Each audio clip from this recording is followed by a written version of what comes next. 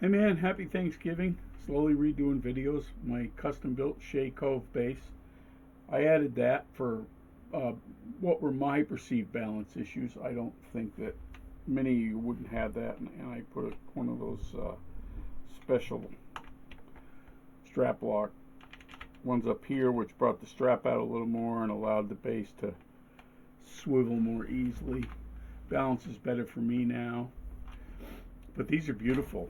Let's do a tone all the way up, both pickups on, passive Bartolini classics, by the way, low output but great tone.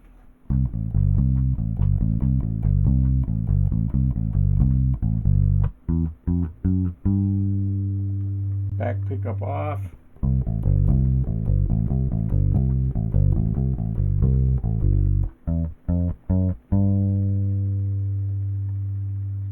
Front pickup off.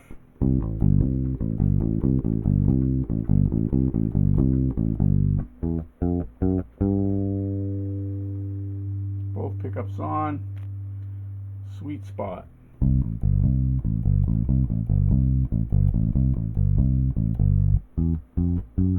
What's the sweet spot, you ask? The tone control turned down anywhere from 60 to 90% or 80%. I think I've got it about, yeah, it's about 80 right now. What I do is I hit a G and I listen for that high end to just start to disappear. Okay, both pickups full. Passive, grease bucket, tone circuit. Pull up on the front pickup knob.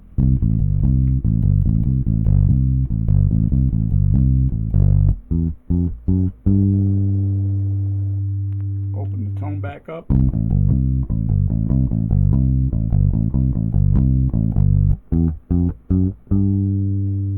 Take it down a little. Get rid of the back pickup, the bridge pickup. I call the bridge pickup the back pickup and the neck pickup the front pickup.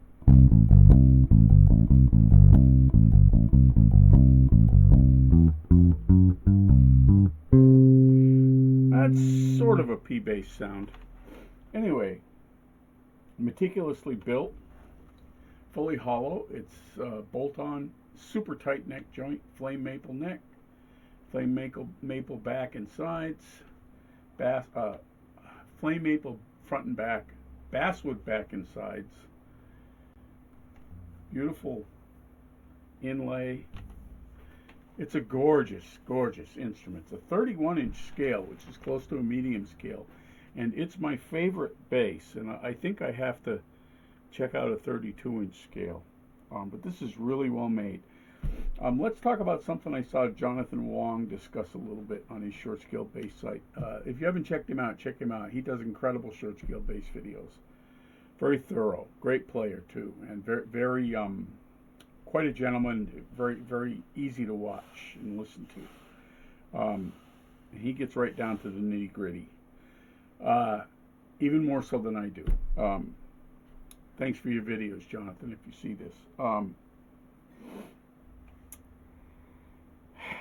He was talking about quality control, which to me, coming out of Fender, what I've seen out of Fender, Epiphone, Gretsch, which is now owned by Fender, last few years, is either terrible or non-existent. They just shove stuff out the door, pay no attention to anything. A place like Sweetwater will try to set it up better out of the shop for you, and they do a pretty good job. But they leave enough so that you can, make it personal, customize it to your own likes. They're putting those vintage tall frets on everything, and everybody else medium jumbo, vintage tall. These are vintage 6230 frets. They're about the size of a mandolin fret wire. This is what Fender used to use back in the vintage days. So as soon as they call something vintage and they put vintage tall frets on it, I call them on it. Custom shop stuff with vintage, custom shop 66 or whatever, medium jumbles or vintage talls. No, they didn't use those back then. They used 6230s. And in my opinion, one of the reasons we all love the sound of those old vintage basses, yes, it's partly because of the aging of the wood and the craftsmanship that went into it, but it's also the frets. They're using these vintage fret wire. They didn't start using, medium jumbos or anything until the late 60s, early 70s. And these allow for incredible articulation when you're playing, more than any other fret I've ever played on.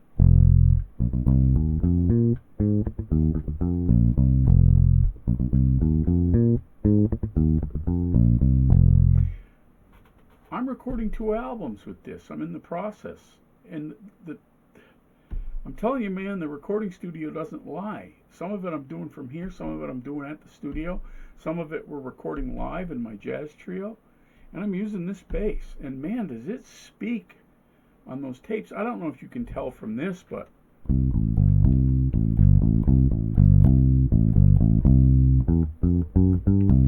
and I love being able to leave those 2 pickups up. I usually have the bridge or back pickups slightly down, and having this grease bucket tone circuit.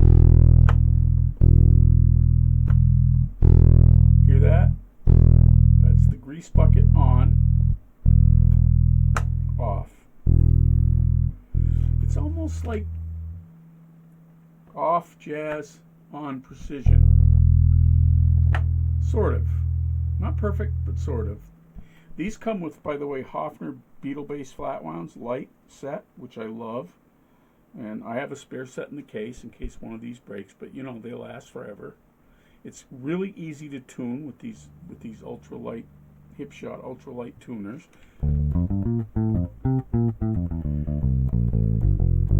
Balances really well, plays well. I've got the action super low.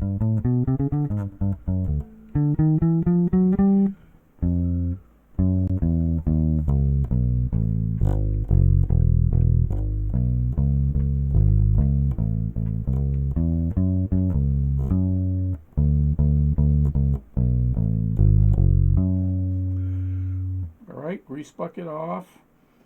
It's because it's fully hollow and it's light. It weighs like a little over 6 pounds. It's like a cross between a jazz and a Hofner to me. It's like a best of 2 worlds. Live, it's incredible. Recording, it's incredible. But this is, boutique quality stuff. This is completely built by hand. I mean, he cuts everything out. All the wood is handcrafted. The hardware is bought and purchased and installed, of course, but beautiful mother of pearl face dots on that really tight rosewood board. Love it, man. He's making them again. My next bass from him is going to be one of these, but in a violin burst.